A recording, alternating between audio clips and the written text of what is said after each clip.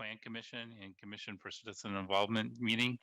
I'd like to call the meeting to order. Iris, would you please call the roll? Beckett, Here. Fisher, Here. Heath, Here. Leek, here, Pape, Here. Simler. Here. Oh, there you are. Okay. Stewart. Here. Great, we have everybody here. We have quorum. So first on our agenda tonight is a council update. I don't believe we have a council update for tonight. I hope to have a council update at our next meeting. I'll work with Councilor Mboob for the next meeting on that. And then next on the agenda is citizen comment. I didn't have any request for anyone who would like to make a citizen comment tonight.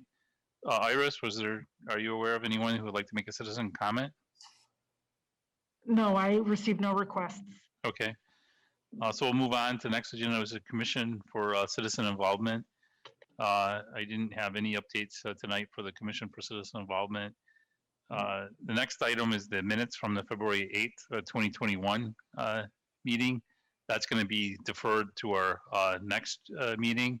And then we'd like to move on to item number 7, other business, and specifically 7.1, House Bills 2001 and 2003, PP 19-0008. Public comments are accepted. Anyone that wished to provide comments should have emailed Iris at imcaleb@lakeoswego.city by noon today to receive the login information. I'm not aware of anybody who would like to make comment tonight, but Iris, please let us know if there would be anyone. And then the Planning Commission will receive a brief presentation from Allan Lazo. He's the Executive Director of the Fair Housing Council of Oregon regarding the relationship between House Bills 2001 and 2003 and the social dimensions of housing policy. The staff will seek direction from the Planning Commission on future opportunities to learn from the professionals involved in the development of the legislation, including housing advocates and home builders. The staff coordinator is Erik Olson, senior planner.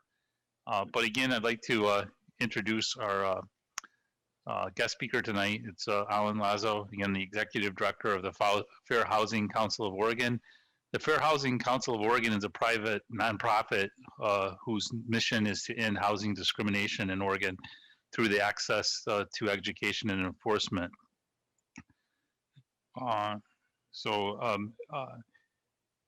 Erik, is there any opening comments that you'd like to give from staff? And then if there's not, I would like to turn it over to Mr. Lazo for his presentation.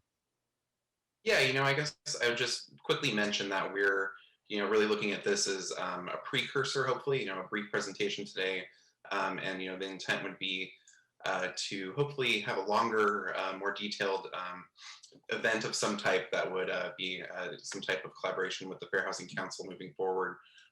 So we'll hear a little bit about sort of what the Fair Housing Council does, what they could help the city with as we sort of move closer to implementation of House Bill 2001. But just keep in mind that this is sort of the brief version of a potentially much larger discussion. I guess with that, I'll hand it over to Mr. Lazo. Thank you. Great. Thank you, Erik, Chair Heap. Again, my name is Allan Lazo. I'm the Executive Director at the Fair Housing Council of Oregon. So as folks said, we are, folks aren't familiar with us, we're a private nonprofit civil rights organization, and our work is to promote justice, equity, and inclusion throughout the state of Oregon. Some of you who may not be familiar with us, our work is really rooted in fair housing laws and the Fair Housing Act. We're a statewide organization. In addition to folks here in Portland, we have partners in Eastern and Southern and Central Oregon, so we cover the entire state of Oregon. Our work that we do throughout the state includes doing education and outreach to the full spectrum of folks involved in housing transactions, including residents, housing providers, advocates, social service agencies, and jurisdictions throughout the state. We also do enforcement of the Fair Housing Act and fair housing laws. We have a housing discrimination hotline that we run that folks who are experiencing discrimination can call when they are in need of assistance. And then we also do work around public policy advocacy, and that looks different in lots of different places. One of those efforts for us recently was participating on the Rulemaking Advisory Committee with DLCD for HB 2001 and 2003. And that really followed on from some conversations we were involved in earlier on, especially related to HB 2001 and the intents of that bill as it was moving forward. So I am delighted to be here with you this evening to talk a little bit about how we might partner in as jurisdictions begin to really roll out and implement the intent of HB 2001. And, one of the things I'll say is, back when the legislation was being brought forward, we had lots of conversations with the legislators and the authors of that legislation in what the intent of the bill was about. And for us in the fair housing movement, it was really interesting to start talking about the exclusionary nature of especially single-family residential zoning in places throughout the country. We started to see that movement in places like Minneapolis. You started to see that conversation in Seattle. And so it was a little bit interesting to see that conversation emerge around 2001 and after its passage to see headlines, like Oregon ends single-family residential zoning, or ends single-family housing. And one of the things we know about HB 2001 is that's just simply not true. What we've done with HB 2001 is opened up our neighborhoods, our cities, to greater opportunities for including many, many other types of housing and many other types of folks in our community. And that's really an important conversation for us at the Fair Housing Council, and is really rooted in, if folks are familiar with the work that we do, we do a bus tour of historic housing discrimination, segregation, and displacement up in Portland. And that history is really the roots of the passage of the Fair Housing Act and the need for us to bring forward this work around creating more inclusive communities throughout our state.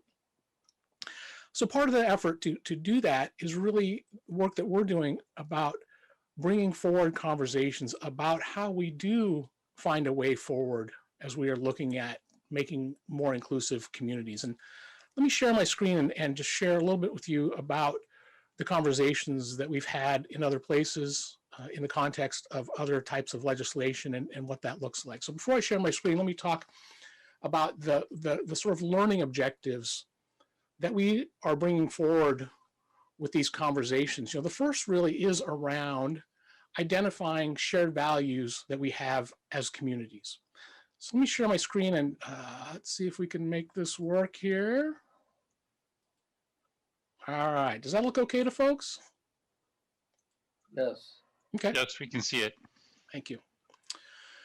So this presentation really is centered on first identifying the shared values, those common values we have as a community, and then going through and understanding and acknowledging the shared history that we have, that history that has led us to kind of where we got to today and how we got here, and then talking about how we might apply those two pieces to how we move forward. One of the ways we do that is talking about, when we do introductions, talking about why folks live in the neighborhoods they live in. So this helps identify values that people have either in coming to a community or in living in a community. So we ask two questions. They're the second two here. The first is we ask folks about, why did you choose to live in the neighborhood that you live in originally? So what brought you to your neighborhood? We follow up that question with a question about, what is it that you love about your neighborhood today? So think a little bit about that, and what we find is, in that original question, this is actually a word cloud for that we've used to gather the answers from several of these presentations. And what you see quite predominantly is folks choose to live where they live based on affordability. And we know that that's a pretty common way that folks select where they live. When folks answer the second question about what it is that they love about their neighborhoods, you can see that it tends to change somewhat, right? affordability tends to stay there, but it really starts to become about community and the amenities that we have as a community, whether that's being close to transit or being walkable, or as we like to say in the fair housing movement, being accessible. Folks like to have diversity in their communities. They talk about environment and parks and trees. So it really switches away from that original answer about affordability and goes to these values about what is it that we actually value in community around us. So we know that, having repeated this, dozens of times, it's pretty common that that there is that switch from, the reasons we move into a community to the values that we hold as a community about what makes community great and what folks love about that community. Then we talk about recognizing that role that the history of intentionally exclusionary decisions and policies have had and the impact it might have on what we sometimes think of otherwise as individual choice. If folks are familiar with the book, The Color of Law, it's a really amazing history of the work of the U.S. government to segregate communities, and talks a lot about some of the common histories that folks know about around housing discrimination, segregation, and then subsequent displacement in lots of places. Then we sort of move on. That sort of takes us through talking about, how is it that we got here? How is it that we got to this place that we are? And one of the things I actually like to do before we talk about that history, and sometimes, is really talk about first rooting in where is here, right? Talking about what is it that we're talking about if we talk about inequities that exist in our communities. One of the ways we talk about that is actually through the homeownership gap, or the wealth gap between white and Black Americans. And so this survey was this is actually a study that was done by some Yale psychologists, and they asked 100 people, about the wealth gap. They said, for every $100 in wealth accumulated by the average white family, how much wealth has the average Black family accumulated? And there was 5 choices, and you can just think about your answers. 0 to 25, 26 to 50, 51 to 75, 76 to $100. Does the average Black family have, almost the same amount accumulated wealth as the average white family? And there's 2 interesting things from this study as I talk about it. One is that the reality of the situation is that Black families have about $8 to every $100 in average wealth for an average white family. So roughly 1/10 of accumulated wealth, and we know that that's directly tied to the opportunities for home ownership that have been denied to especially members of the Black community. The other interesting piece in this graph that it shows is that this gap in perception and reality, that the 100 people that were asked in this survey or this study answered that their perception of the wealth gap was that Black families had about $83 to every $100 of accumulated wealth that the average white family did. So there was roughly a 75-point gap between perception and reality in the racial wealth gap. And what the Yale psychologist said was that that is deeply rooted in how racially segregated our communities are. That some communities have no sense of how other communities live based on the racial segregation in our communities. So I like to talk about that piece really, again, before you move on to how is it that we actually got here, that history, to really recognize that where we are, this here, really is rooted in some racial inequities that are tied back to the history that we further talk about. And so it really kind of jumps from that learning about our shared history of housing discrimination, segregation, and displacement to really understanding how that shared history impacts the local communities that are around us today. And that's true for every single community in every single city across this country.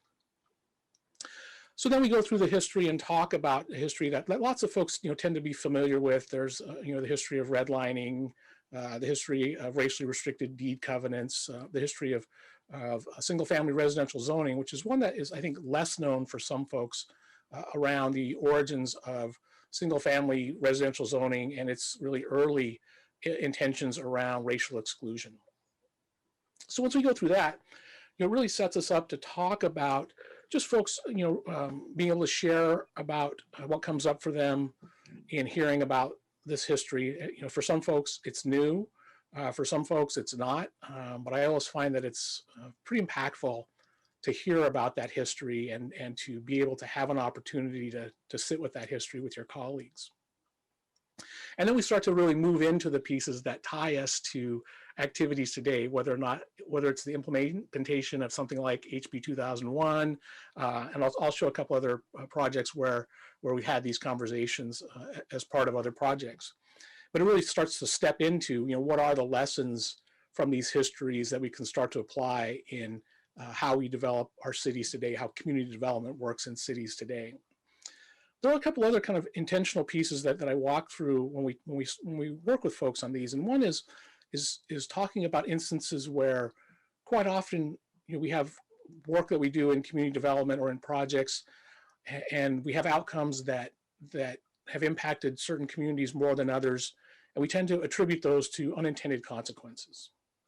And what I like to talk to folks about is really moving from projects where where we move along forward and encounter unintended consequences to really talking about how is it that we have intentional outcomes in projects and making sure that the outcomes that we are intending to have in projects are the ones that we're going to get.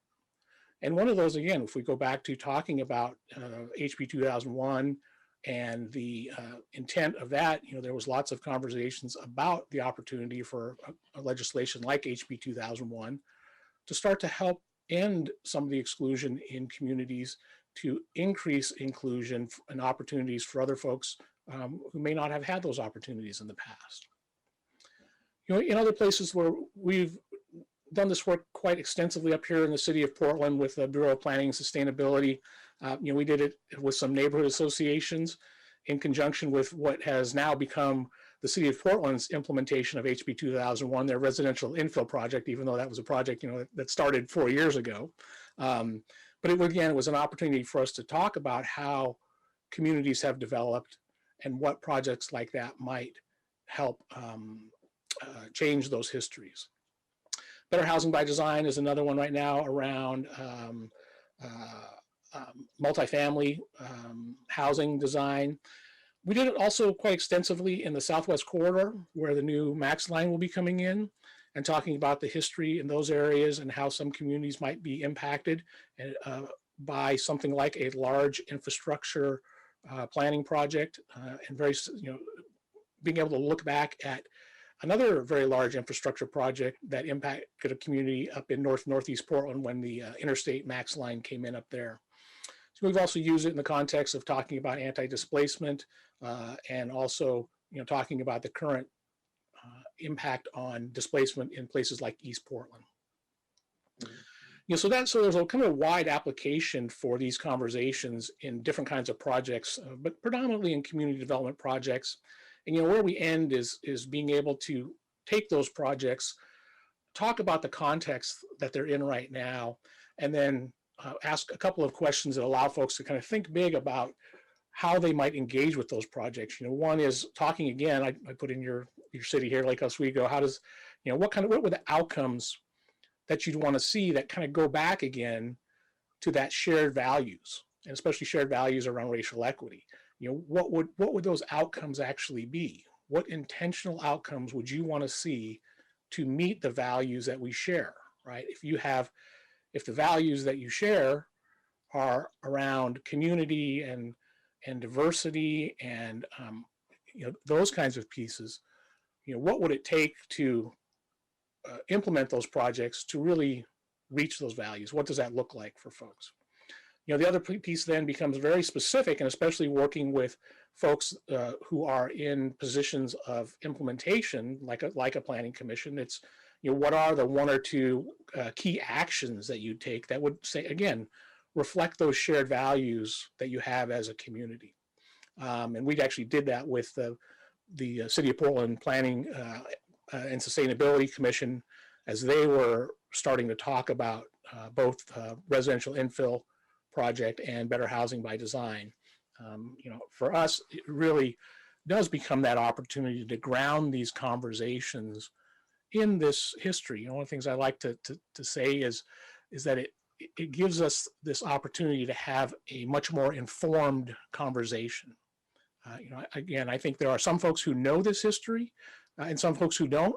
And so it gives us a baseline to be able to interact with projects that might have impacts on our community, both positively and negatively. So that's kind of my spiel about what we've done with this work in the past and how it might intersect with something like the implementation of HB 2001. It's really, the work we've done crosses over both from working, at the jurisdictional level, whether that's with elected leaders or with appointed commissions like the Planning Commission, and also being able to shift it and turn it a little bit and go out to the public and use that same framework about really engaging them in what their values are as a community and how those might align with how we're moving community development projects forward. So I'll stop sharing this unless there's specific questions about that. Those were just some examples, and I just wanted to give folks a pretty, probably more detailed than you needed introduction to the kind of work that we do and the kind of discussions that we can have around these kind of topics. But we'll turn it back to Erik, and if there are any questions or further discussion that I can help with. Thanks so much, Alan. That was very helpful, and I think definitely walk us through what what value the Fair Housing Council could really bring to the table here. So, yeah, I think that wraps things up. And yeah, I appreciate you making time to be here today. Well, if the commissioners have any feedback or questions or anything for Mr. Lazo or staff. One question, Mr. Lazo, was you mentioned the Southwest Corridor light rail project. Given that that was defeated in November, do you still see that playing a role, or is it, I think the committee looking at that said that maybe the funding defeat was just, a temporary setback, that at some point in time they saw it coming. And so is that kind of your thoughts and the Fair Housing Council's thoughts that, potentially in the future, the Southwest Corridor could play a role in the fair housing? Yeah. Thank you, Commissioner, for that question, because it really was around the work we were doing was part of the work that was being done by the Bureau of Planning, Sustainability, and the Portland Housing Bureau around the equitable housing measures. And so those pieces were in anticipation of that large public infrastructure project, but they weren't dependent on it. What they knew is that if that large infrastructure project came, that it would greatly accelerate the potential for something like displacement, especially displacement of naturally occurring affordable housing in that area. And so, that project really was designed to get them out in front of that, but it was also designed to make sure that no matter what came to that area, that they could try to provide some protections for folks who were already living there, communities that were already there, so that you wouldn't see, the kind of result that you had, for instance, up in along the interstate corridor. So it's not dependent on the light rail coming there. In fact, the light rail project coming there probably has the potential to exacerbate some of the potential harm there. And so they're trying to mitigate that as much as they can up front before the project itself comes. So certainly as much time as they can buy is more helpful before, we see things like property values go out of reach to be able to preserve some of the housing affordability in those areas. Thank you. Commissioners, other questions? I see we have two. I'll go with Commissioner Fisher first, and then Commissioner Beckett will come to you second. Commissioner Fisher? Mr. Lazo, you said that you give bus tours. Do you have something that we could do geared towards a planning commission perspective in terms of, what has the planning commission's done? Yeah, thanks, Commissioner. I'll answer it this way. We could if we didn't have a pandemic going on. Oh. Well, there's only 12 of us. So. Yeah, we do. We had the bus tour we have. It's really impactful, frankly. It is in the city of Portland. It's because it's geographically tied to the city of Portland. But there's some power in going to the places where this history occurred. Right. We drive through North and Northeast Portland, to the Black community that had been displaced there. We go to Vanport. To talk about the community that had been there. We talk about the Japanese and Japanese American community that had been incarcerated at the Expo Center. So yeah, I mean, there's a lot of history around us that we really don't realize. And so it's a really fantastic tour. We actually run it before COVID times. We run it about 35 times a year, and we had a 2-year waiting list for it. But we were not able to conduct the tour in 2020, and we are recognizing now that we won't conduct it in 2021. So we've tried to pivot as well as we can to other opportunities to get this education out to folks, and this is one of those ways. Thank you. But I would love to have you all out when we're back online in 2022. But this and this, working with you on something like this wouldn't preclude the power of those bus tours. I think if you've known anybody who's been on the tour, they can speak to how impactful it is to be in those places. And actually, a big part of the tour is actually hearing from several presenters who with lived experience in those areas. So it can be very impactful. Thank you. Commissioner Beckett, question? Yeah, 2 questions. The first, Lake Oswego is unique in a couple of ways that don't fit other companies. One is that so much property is waterfront. And you've got the lakefront, the Main Canal, the Blue Heron Canal, the Willamette River, the Tualatin River. So all of that factors in, and how much latitude does a city have in planning around that factors. And the other question is the Mountain Park community was the first major planned community in the entire country. And I don't know how much Mountain Park topography and planning fit into the statewide issues. Right. Yeah. Thanks, Chair Heap. And Commissioner Beckett, I think you're right. I think, specifically, having sat through the statewide rulemaking for HB 2001, and having been through the legislation, there certainly are efforts there to recognize, especially goal-constrained lands that may not be developable either for natural resource reasons or for infrastructure reasons. And those are going to be considerations in every city, for sure. I think in this work, what we would want to be talking about is, as an example, would a jurisdiction or a city be using any of those kinds of elements to exclude people by trying to exclude them from the implementation of 2001, right? That was part of the conversation we had at the Rulemaking Advisory Committee. And it's not to say that your jurisdiction would do that or any jurisdiction would do that, but certainly when we look back in the history of housing discrimination and segregation, there were elements like that were part of those efforts to keep people out of communities. So, I think all of us operate in good faith that those pieces that got into the legislation are there to protect certain types of land, protect the development planning that cities need to do, while at the same time trying to reach that original intent of the legislation, which is to create more inclusive communities.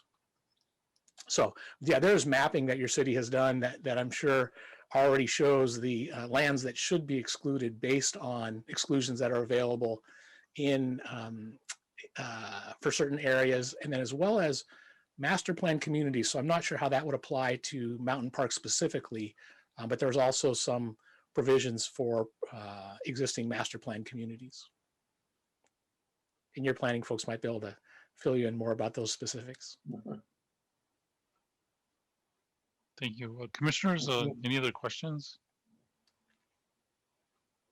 Commissioner Stewart? I'm curious, since you, it sounds like you've participated in a lot of the discussions at the state level. In your opinion, do you think the House bill effort hit the mark, or could it have gone further? I'm just curious what your opinion is. Or and I guess what I'm saying is kind of in the context of your, of who you represent, the Fair Housing Council. How do you think that went? Yeah, I'll frame it this way for you, Commissioner, that we actually didn't come out and support the legislation when it was originally coming out back in its early stages. And part of that was because I personally felt like it didn't go far enough, right? And from a very specific perspective, from a perspective that if we are going to have a conversation about doing something like ending the exclusionary nature of single-family residential zoning, then as a means to benefit certain communities, especially communities that have been excluded in the past, then we ought to be more explicit about how those benefits are going to come to those communities. And HB 2001 just doesn't do that. It just opens us up to being able to bring in these middle housing types to different communities, which I think is vitally important. But it still doesn't tell us how we solve some of these original intents around exclusion. So what I think is super valuable in this conversation and why we've participated in it to this point is because it's the beginning of a conversation about what the nature of our communities are like, right? This is HB 2001 is going to have a fairly small impact on what our communities look like, frankly. Those types of housing types have been allowed in Portland for many years on corner lots. Only 3% of the corner lots have developed or redeveloped into duplexes. So we're just not going to see the redevelopment that I think folks might be fearing. But it does give us an opportunity to talk about how we might bring changes to our community that match the values that we share around opening those opportunities up to other folks. Thank you. Commissioner Leek, you have a question? Oh, sorry, Commissioner Leek, you're on mute. If you want to unmute, we can hear you. Sorry about that. No problem. I kind of agree with you that it's not going to be this sea change of middle housing fitting in, but would you have preferred, or maybe is this our mandate, to take Lake Oswego and say, anybody who develops any piece of land has to have middle housing on it, or it is allowed to have middle housing on it? Interesting. Thank you, Commissioner. Yeah, I'm not sure that you could bring I suppose you could. I suppose you could legislate it that way. I think the legislation says that you have to allow it. I don't know that you could mandate it.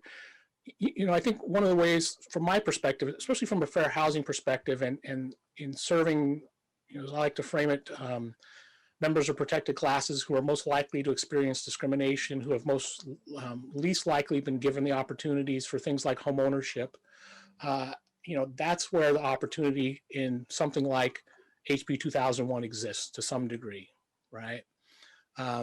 Because middle housing provides opportunities for more affordable or greater housing affordability in some places by providing basically a 2-for-1, right? If you can build a duplex on what would have been a single house, then potentially the price is lower. But what you saw, for instance, in Portland with this residential infill was a movement to, especially from affordable housing providers, that sought a affordability bonus. So in their residential infill project, you can build up to a 6-plex if you have long-term affordability on that. So they brought a bonus that helped provide for affordability, which we know intersects with those communities that are most likely to experience discrimination. So those kinds of considerations, what what levers do you have in the context of this conversation to bring forward the values you have? Can I ask one more question then? How do you see the urban growth boundary affecting the affordability of housing in the metro area? And how would you like to see it perhaps changed? Yeah, that's always a tough one, isn't it? You know, I think there's no question that, you know, something like an urban growth boundary, any limitation that you put on supply is going to have the, you know, it's sort of basic economics, right? So maybe we're trying to change something that instead of looking at the elephant in the room, we're looking at the mouse. Well, I don't know. I think that's for each community to decide, right? Because you can look inside the urban growth boundary and try to understand where you could create opportunities that fit the values of your community without expanding the urban growth boundary. And I think that that's a conversation that each community needs to have. Okay, thank you. That's fair. Yeah, I'll just interject. I mean, actually, that is a conversation that we've had over many years and in a whole sequence of comprehensive plan updates, and have held the urban growth boundary tight because the community is valued, you know, not sprawling out into the Stafford Basin, for instance, and has been willing to absorb some density inside the city. Of course, that's been concentrated in our downtown and in the Lake Grove Town Center, Lake Grove Village Center, not so much in single family neighborhoods. So we have a new challenge before us. Thank you. Commissioner Sumler, did you have a question? Yeah, Mr. Lazo, just trying to kind of go through what you're talking about, and as you've been part of this rulemaking process and part of the larger discussion, what were your takeaways for, you know, creating these opportunities for communities, incentivizing developers versus incentivizing the residents of these communities where these developments are going to go in? Because it's interesting that you say, like, creating an opportunity to do 2 for 1, right? Yeah. Having a duplex, triplex, quadplex, and obviously if I'm developing a lot adjacent to my single family home, it's going to benefit me as a current resident and potential, you know, whether they're tenants or owners of these new units. But what's to say, you know, that developers are just going to sweep in and, you know, clean up? So what were the discussions that you guys had about that, and where'd you sort of weigh the pros and cons? Yeah, I think, you know, it was so interesting that you know, there were, gosh, I can't even, there was a huge table of folks involved in the discussion at the rulemaking, and a really wide variety of perspectives, which I thought was fantastic. You know, the one of the really nice pieces was one of the values we did share was really rooted in the racial equity pieces around something like moving middle housing forward or ending exclusionary practices. But then you kind of diverge from there, right? Once you get to the details, it does diverge quite a bit. And it was really interesting to sit with the development people and understand how many levers need to be pulled to actually make this happen, as it were, right? It's that they're just not going to naturally develop it just because they're able to. They're not going to necessarily serve certain parts of the market without different incentives.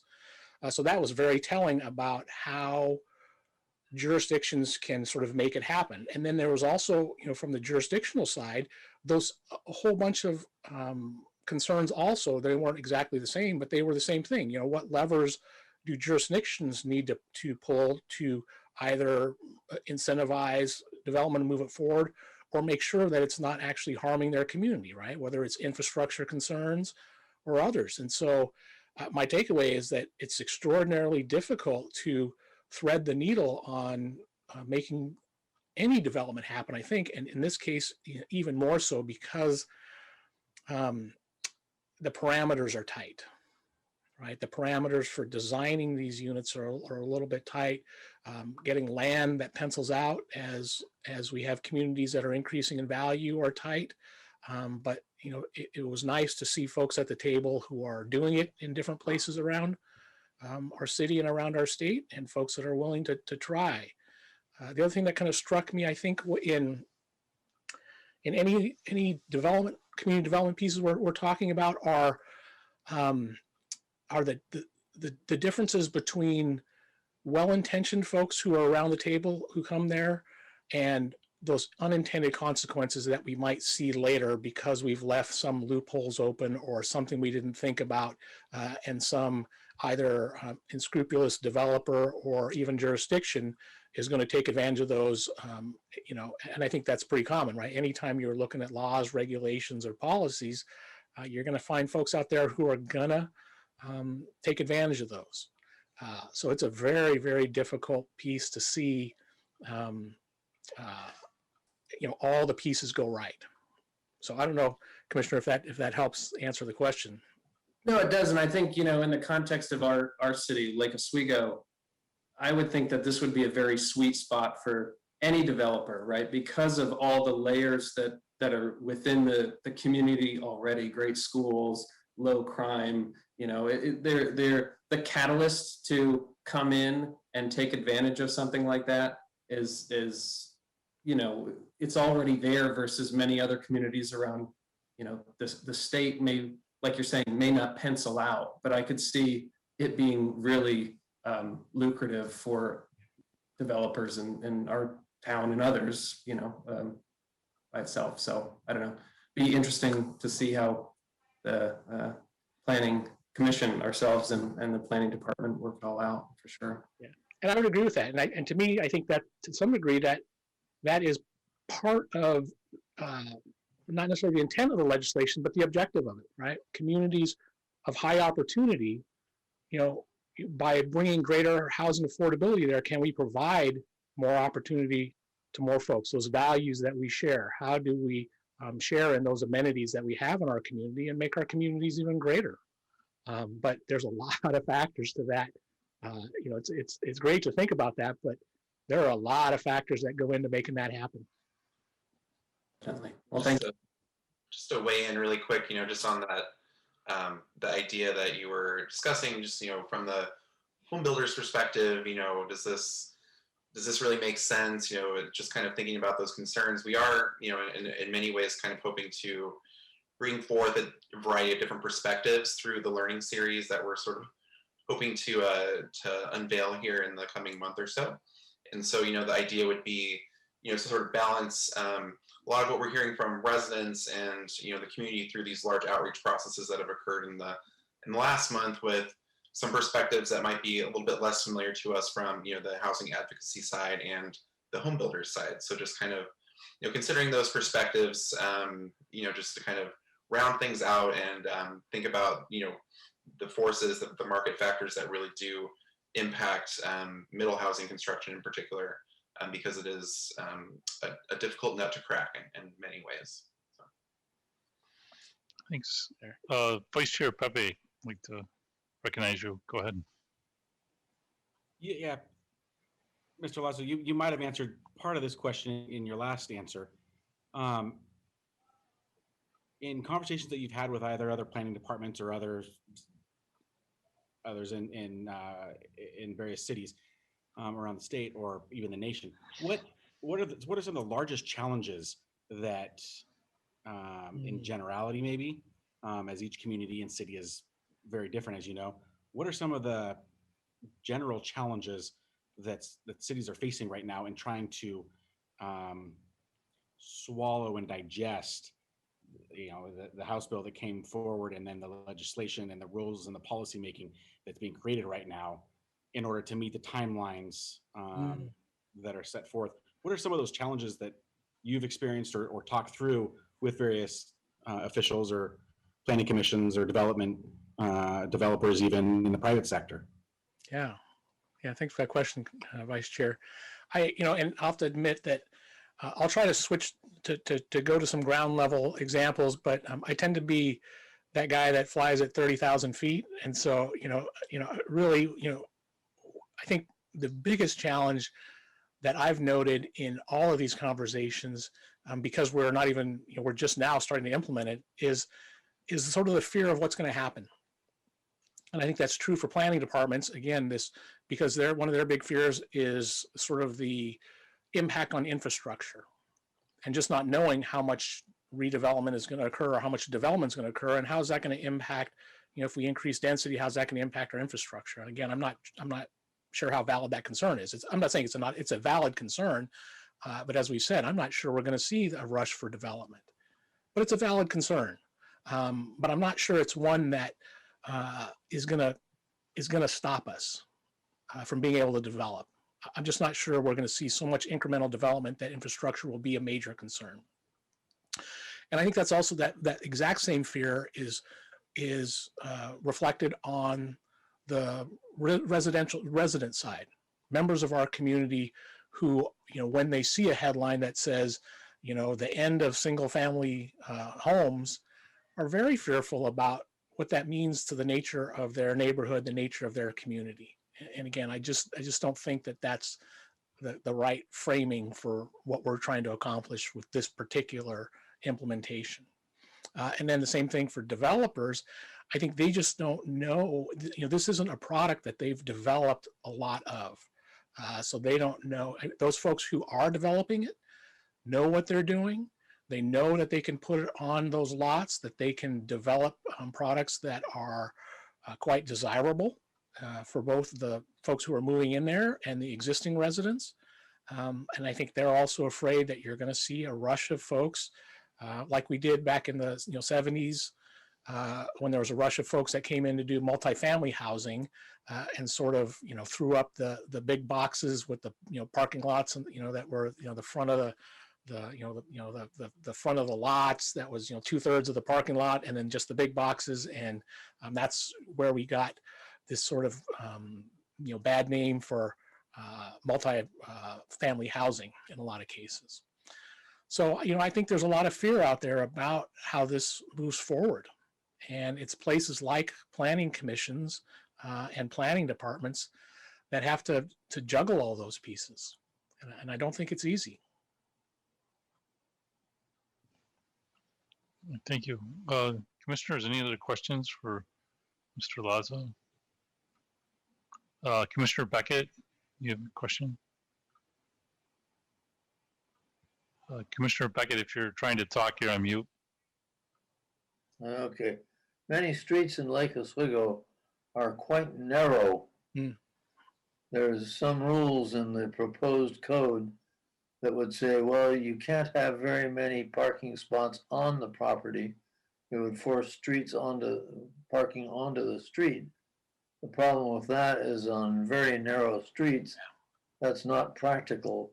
How much flexibility do we have in our coding to have entire streets where the code deviates from that standard in order to keep parking on the lot and not on the street? Eric might need to address that. I will say that I can address that. Yeah, I'm sorry. I think Allan would have more of an expertise when it comes to issues of exclusionary housing or fair housing concerns. But when it comes to implementation of the bill and those specific requirements, it's something that Cascadia Partners, our consultant, and myself have been dealing with a little bit more directly. But with respect to the flexibility that we would have in terms of implementation of HB 2001 with parking, there's nothing in HB 2001 that would require the parking for a development to be on the street. It's something that is allowed under the bill, but there's no requirement that the required parking for development would be on the street. So the city would theoretically have the ability to say, the parking must be provided on the site that's required for the development. So that is something that we have some flexibility to address. Reading HB 2001, I read it differently than that, but that's good to hear. Thank you. Commissioners, other questions? I see Commissioner Fisher and Commissioner Stewart. Commissioner Fisher, you'll go first, and I'll come back to Commissioner Stewart. I'm sorry, Phil. Can I turn Commissioner Pape's question? He said, where did you find the most resistance? How about the other side? Where did you see communities best adapt, and what were they doing? Oh, that's a good question. It was really great to sit with the folks that were at the table who who, it was an interesting fight is maybe the wrong word, but an interesting amount of tension to have folks like Beaverton and Hillsborough and Bend at the table, basically coming and saying, look, we're already doing middle housing and we've been very successful at it. We don't need your regulations, right? And so there were lots of places that were saying that. And so it was really interesting to kind of hold that tension. So I think there are lots of places in the state who are already implementing middle housing. And you know, what we find is, and one of the other arguments they made was, you know, we need less regulation so that we can put in solutions that are very locally specific to our conditions. You know, which is hard, right? When you are trying to implement something at the state level, you don't want to leave too much flexibility. You know, I framed it as the tension between flexibility and accountability. You know, one person's flexibility is the lack of accountability for somebody else who might not be well-intentioned. So it was a real tension, but there are some folks that came to the table that said, look, we're producing middle housing already. In some cases, they were in master plan communities also. So there were lots of instances. Wilsonville was also at the table. They're doing a lot of master planning, and you know, we're concerned about putting restrictions in place that would not provide them enough flexibility. So that's what I would say. There were definitely some communities that are already you know, implementing middle housing into their communities. Thank you, Commissioner Stewart. I think though that what they're describing is that you know, that those forms of development is happening in high density zones, right? You know, zones that are already planned for multifamily housing and townhomes and that sort of thing. I mean, what we're talking about here, of course, is also including these types of products in single family housing. So is that the sense you got, that, you know, they're sort of saying, well, we've got these other zones that we're kind of already working in, so. Yeah, my sense wasn't necessarily, I think it's true. I think it's true in a lot of different ways, that I think that's probably yes, based on how they've planned their communities. But I think there are also instances where it's, as we see in the city of Portland, it's infill housing, right? How do we best make use of and maximize infill opportunities that, again, you know, both satisfy that intent around opening up our communities while also not, you know, harming it in different ways. So I think it's referring to infill housing in single family. Yeah. Homes, right? Okay. Exactly. Sorry, my question. Redevelopment. Right. My question actually was, Scott, for you. Is Cascadia Partners going to be, you know, talking to the Fair Housing Council and some of these other, you know, organizations that, you know, we're going to eventually speak with? Is that part of their work plan, or are we just kind of working it through the Planning Commission? No, Eric can fill you in on that. That's not part of their scope, but we do need to be thinking about the second phase, the next phase of our work on this in policy and code development. And I appreciate Mr. Lazo joining us, because I think, you know, one of the areas where we do not have a lot of knowledge or experience, and frankly, I don't think the rest of the region has a lot of knowledge and experience about Lake Oswego, is in, you know, our patterns of development, our demographics. We are actually a more diverse community than many people really understand, and so the city has been leading a discussion on equity, diversity, and inclusion, and this is just one. This is one aspect of that.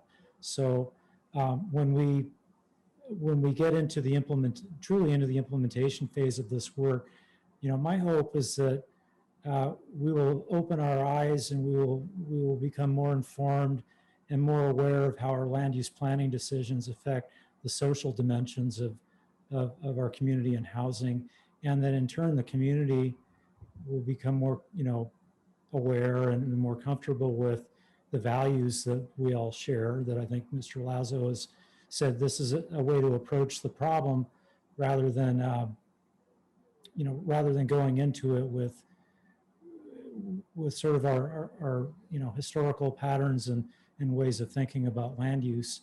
And I think it'll also give the region it'll give our neighbors and the other communities in Portland and the region a better, more accurate picture of what Lake Oswego is all about. So anyway, I don't mean to steal Erik's thunder, but I think the second phase of our work is going to get much more in depth on this. And although Cascadia Partners is not scoped to do that work, whoever we work with will need to be conversant. They'll need to be competent in this area of planning. So. Yeah, just to sort of follow up on what Scott was saying, really the intent of the first phase that we're working on with Cascadia Partners is this information gathering period. Really, they will leave us with a set of alternatives that we can consider, but it's the Planning Commission, City Council, it's the city's ultimate responsibility to decide how we make how we decide how to implement this bill, essentially, how this will look in Lake Oswego, and what types of conversations we have based on those alternatives to sort of refine them as a community into something that works and fits in with the context here in the different neighborhoods of the city. So this will be a huge part of the phase two, talking about this baseline information that we're hoping to gather with the work that Cascadia is doing, and what do we do with that? And I think we really just wanted to ensure that we're taking into account these different perspectives. I know it's not necessarily that early in the process, but prior to making those decisions about which path we want to go down more definitively.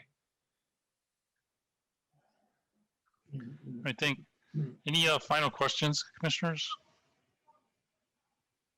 I don't see any. So thank you, Mr. Lazo, for coming out tonight and sharing all your information. I really appreciate you taking the time out of your busy schedule to talk with the commission. It was an excellent presentation, and thank you again for all the information. Thank you for having me this evening. Thank you, Scott and Erik. Thank you.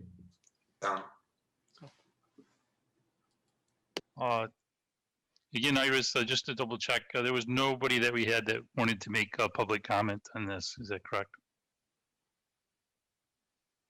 That's correct. All right.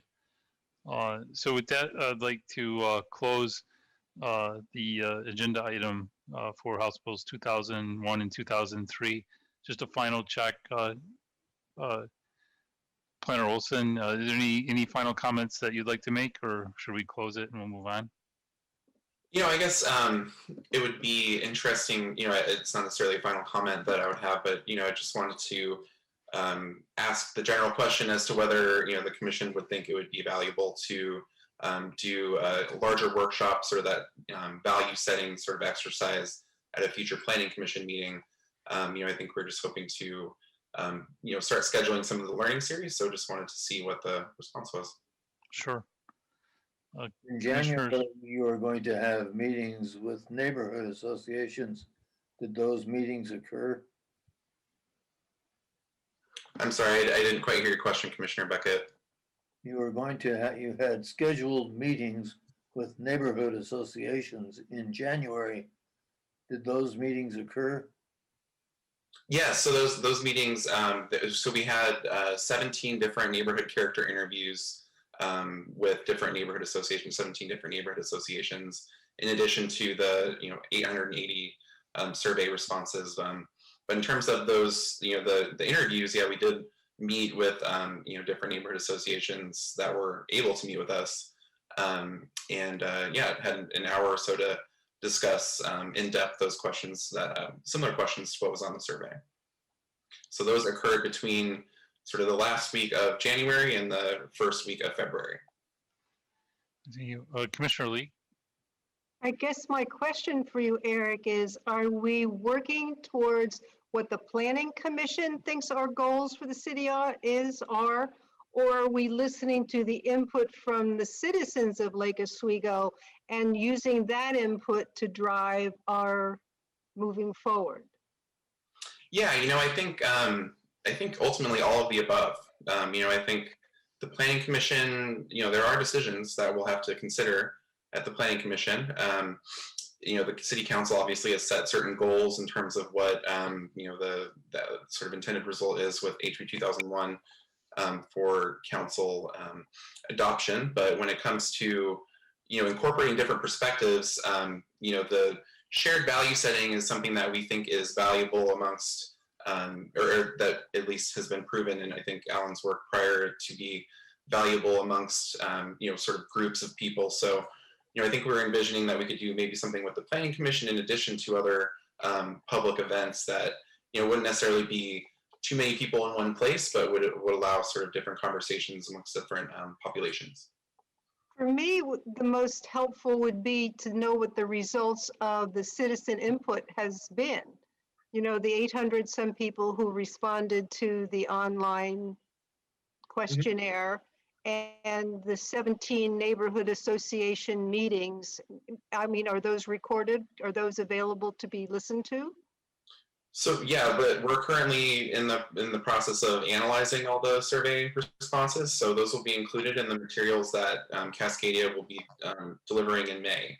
So that will be a huge part of essentially the neighborhood character report, as well as some other deliverables. But for the most part, what we're hearing from the survey and what we've heard from those interviews will be, we're currently analyzing them, essentially trying to identify different themes amongst different neighborhoods, sort of parsing that out on a neighborhood by neighborhood basis, and analyzing the responses. So you can expect to see that again, sort of closer to the May Planning Commission meeting, when we'll be discussing and hearing about the results of the work that Cascadia has done. But in terms of I guess being able to incorporate that earlier, I think the intent would really be to set values, I think, as a commission before sort of incorporating, I guess before approaching the problem more generally.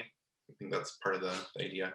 Yeah, Eric, I think what I would suggest to the group is that the value setting exercise, if that's what it is, or that's what you ultimately decide to do, would follow the presentation on the first phase of work, so that the commission and the community have the benefit of all that information. Yeah, I agree. Collected. And then I think that would be a great springboard into talking about, all right, what do we do with all this information? What's important to us? Where do we go from here? What additional outreach and engagement do we want to do? So I think maybe if the question of the commission is, would a fair housing perspective, perhaps, a discussion that's facilitated by someone with, Mr. Lazo's background and expertise, would that be a helpful component to this next phase of engagement? It could just be one element, of that. Of course, the neighborhood associations bring another perspective, and equally, if not more important to our community, is how their perspective is reflected in the way that we implement the bill. So anyway, just thinking about the order of operations here.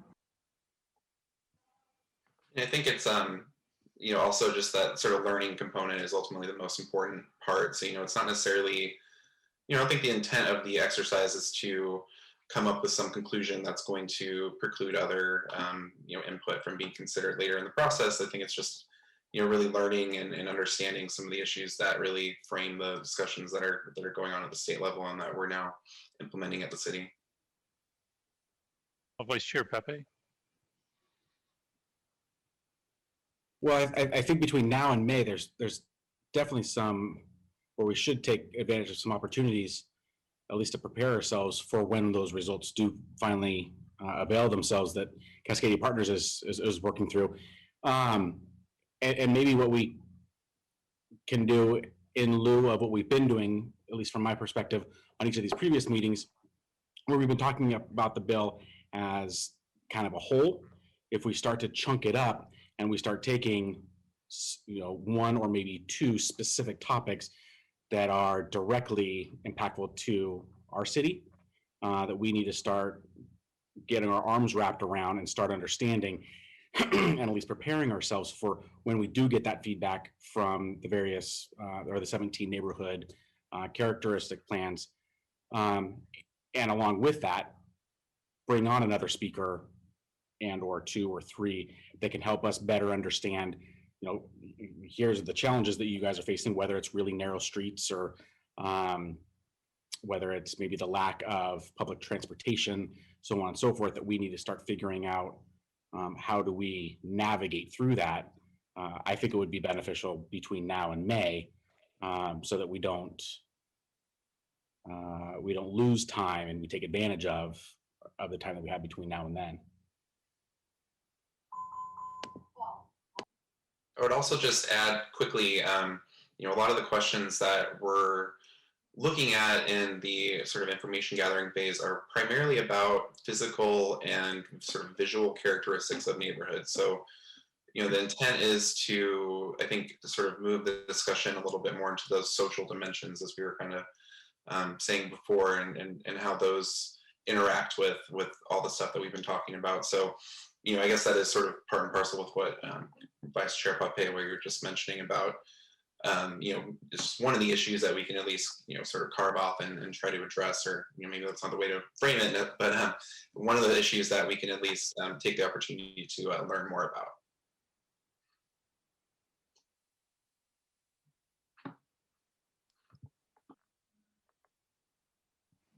Commissioner Fisher, did you have a question? Well, it follows along with Commissioner Pape. He's being very specific, and I think my confusion a little bit is, you know, you were talking about, should we have a session to talk about values and things like that? What is the relationship between the Planning Commission and the City Council? They're the ones who should talk about goals and values and things like that. And our job is to find a way to implement it. So if they say, you know, we want downtown to be only single family home, you know, or whatever, isn't our job just to say, okay, here's how we do it? The values are determined by the City Council.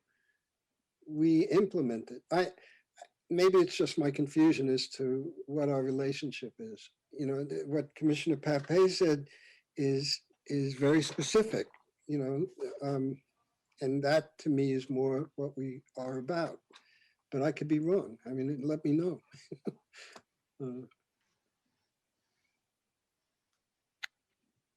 So I just typed the City Council initiative relating to House Bill 2001 into the chat.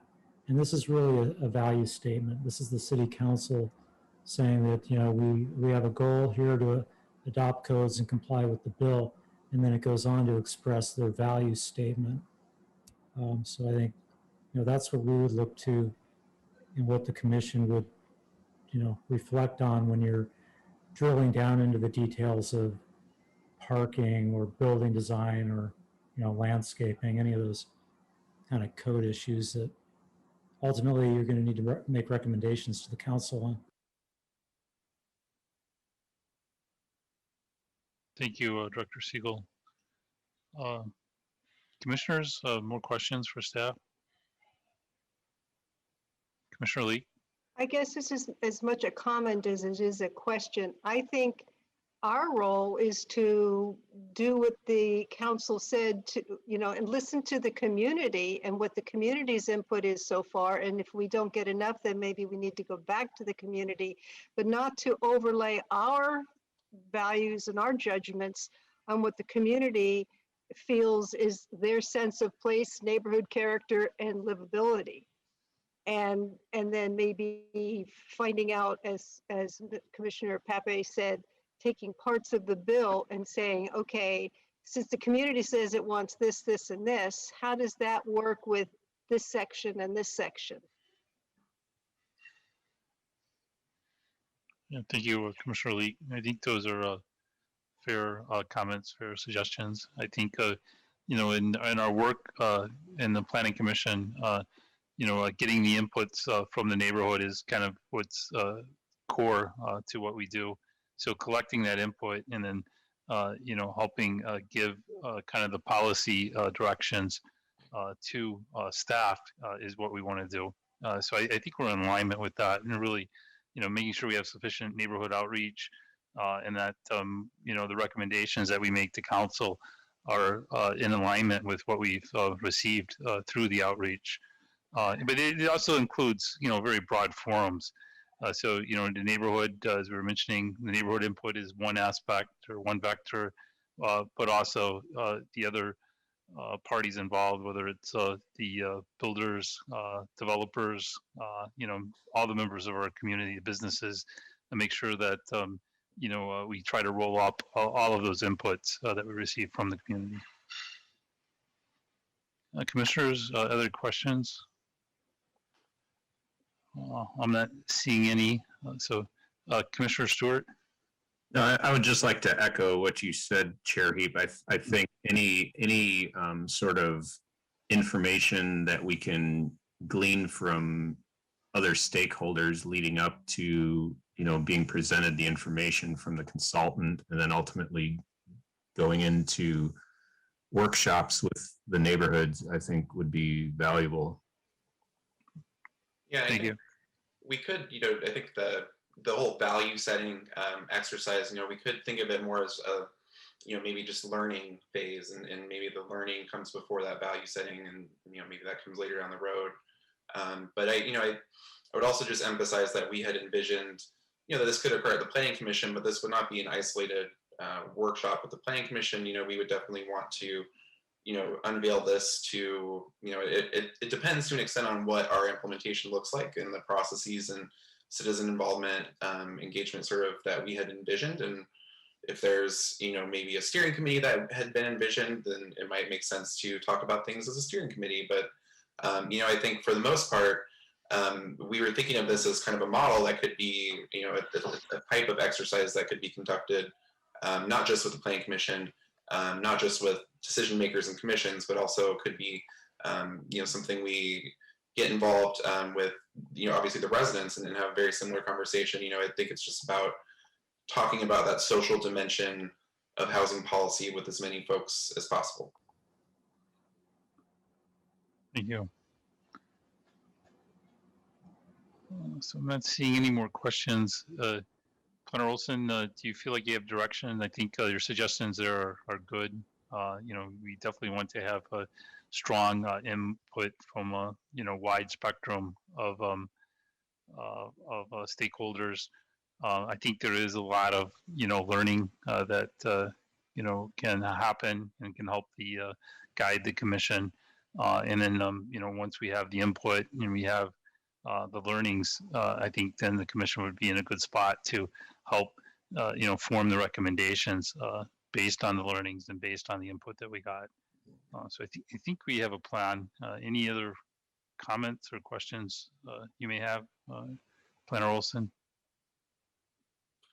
It looked like Scott, you might have something. Dr. Siegel, yeah. Yeah, I mean, it would be helpful if there were other perspectives that the commission would like to hear from, not to forge any kind of policy or even any values, but just for background, because that's really what this was for. And what, we had Ethan Stuckmeyer come to the Planning Commission last year, and we thought about having someone from industry, from the home builders, come talk with the commission about their perspective and what their concerns or fears or hopes are, for HB 2001. Anyone else like that, so that when Cascadia and the team deliver their findings and what we've heard from the neighborhoods, what we've heard from the community, you feel like you have a complete picture, because that's really what this is for, so that you can then have the conversation about, all right, where do we want, how do we want to use this information? What kind of community engagement comes next? Because you do have some choices to make about that. Sure. I don't know if commissioners have any recommendations on other stakeholders that we may want to give, but we can think about that and give that back to staff. Commissioner Simler, you have a question or comment? Oh, I was just wondering if, adding people, outside of the planning and building, if there's any value in bringing in a real estate professional or a lending professional, anyone who's part of that process that, development is sort of going to go through to have this all happen, whether it's, kind of part and parcel, sort of, belt and suspenders, kind of understanding that. And if any other commissioners think that there's value in that, just throw it out there. Oh, thank you. Commissioner Lee? I think it would be real handy if someone from the planning department would put together an outline of what a building, sewer, water permit costs for a 2,000 square foot home. So that we have a perspective of what affordability, we've never said this is affordable housing, this is middle housing. But if we're going to talk to the mortgage brokers and to the realtors and to the home builders, I think the city is a big component of this. What does it cost upfront to pull a building permit with a sewer, water line, and whatever else the city mandates that a builder provide for a cottage house or duplex sort of thing? Yeah, I'm more than happy to put on a short clinic on that. It's something we do every day, so it'd be good information to bring to bear. Thanks. Commissioner Beckett? Yes, was it, how many comments did we get? Was it 500 or 800? That's a lot of comments. Can someone on the staff condense that? Because it won't be 800 different opinions, but if it could be condensed into those that are different from others, and then put a count by it as to how many people felt that way. So Commissioner Beckett, we're planning to parse out the different responses that we received by neighborhood, and we will not bombard you. And I mean, we will make it available, of course, but we will not necessarily bombard you with the full Excel table of data that we got from all 880 responses. We will definitely do our best to condense that and summarize that for you. That's kind of what I'm doing right now, trying to make, sort of make some conclusions from all that information and input that we got from folks. So that will definitely occur, and that will be included in the deliverables that we get from Cascadia in May. Great. And we might be able to give you a preview of that a little bit earlier, depending on how things go too. So we'll keep you posted. All right, thanks. I see no other questions, so if staff is okay, we'll move on to next agenda item. All right, thank you, Senior Planner Olson. Next on the agenda is schedule review. Director Siegel, is there any updates you'd like to give for a schedule review?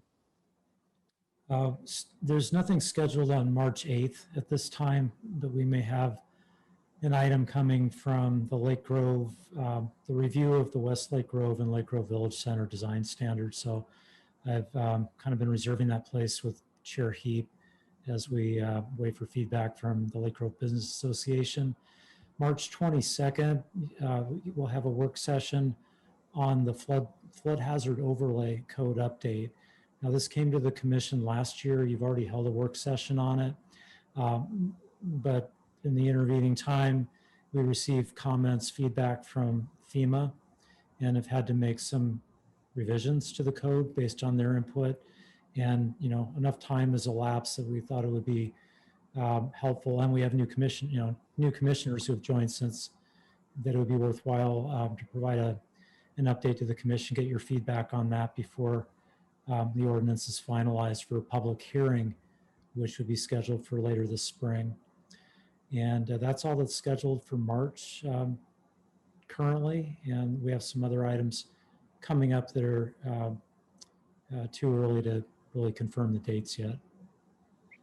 Thank you, Director Siegel. Commissioners, any questions on the schedule? Well, none. Then I'd like to conclude tonight's meeting. So thanks everyone for joining, and thanks for a great discussion. Thanks to staff and our guest speaker again for giving us the presentation tonight. Thank you and good night. Good night, everybody. Night. All right. Thank you, everybody. Good night. Thanks.